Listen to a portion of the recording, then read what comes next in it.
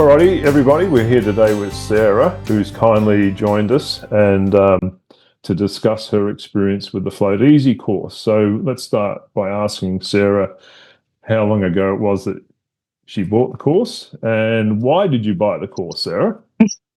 I bought the course probably 2 weeks ago, and I bought it because I've been procrastinating and putting off float training, basically.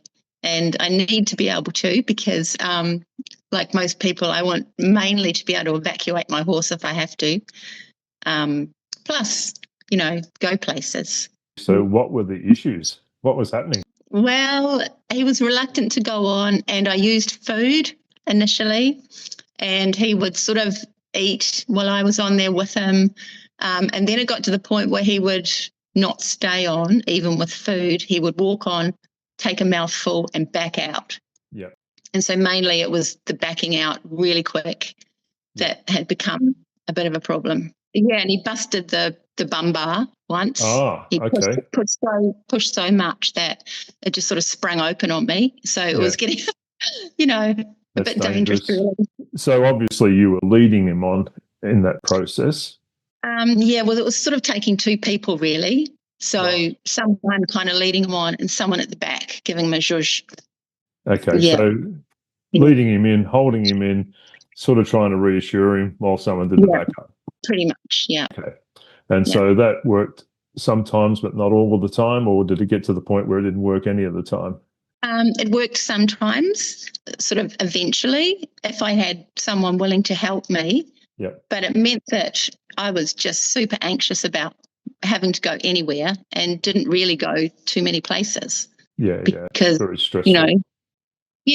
And I didn't know if I'd be able to get back on when I got there or, So when he came out and then you tried to get him back on, what did he do? Did he go sort of back in again and then just keep coming out?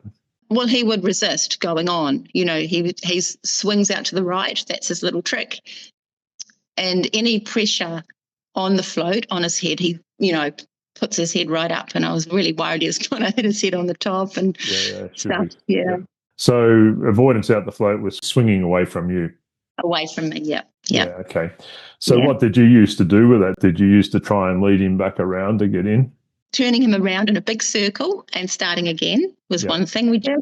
A little bit of groundwork, outside the float. What was that sort of groundwork? That was just like yielding his hindquarters two ways and that sort of thing, backing him up a bit and then having another go. And then we used a bum rope a couple of times as well, and that worked. But, it's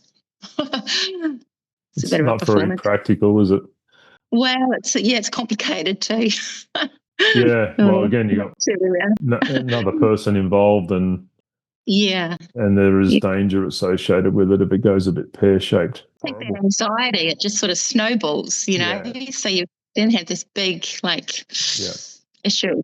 So presumably you saw an advertisement, did you, online for Float Easy? I think it was Facebook or something came through because obviously I've been Googling how to load a horse.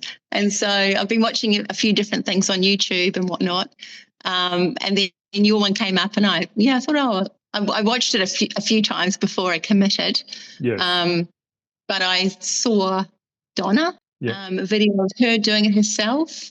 And I thought, oh, you know what, I'll give it a go. So I thought, what's the harm in trying? Well, that's right. Well, I was hoping someone would just come and fix him for me, to be honest. I was just thinking if I got a trainer or someone, but then it's me, I think, is kind of the problem. All right. So then when you got the course? Well, I watched all the videos because I just wanted to get all the information, before I even started. So I watched, I probably watched about half the videos, and then I started with your groundwork exercises. And he was actually very responsive to those and quite good.